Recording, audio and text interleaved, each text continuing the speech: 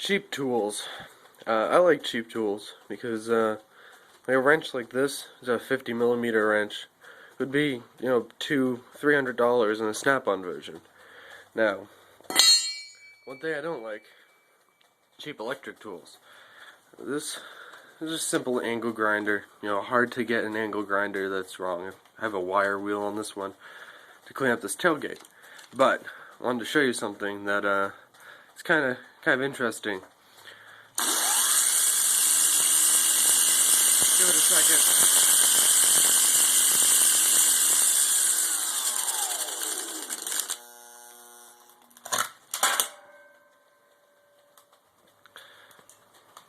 Yeah. Catches on fire and smokes. Yep. Cheap tools. Got all of them.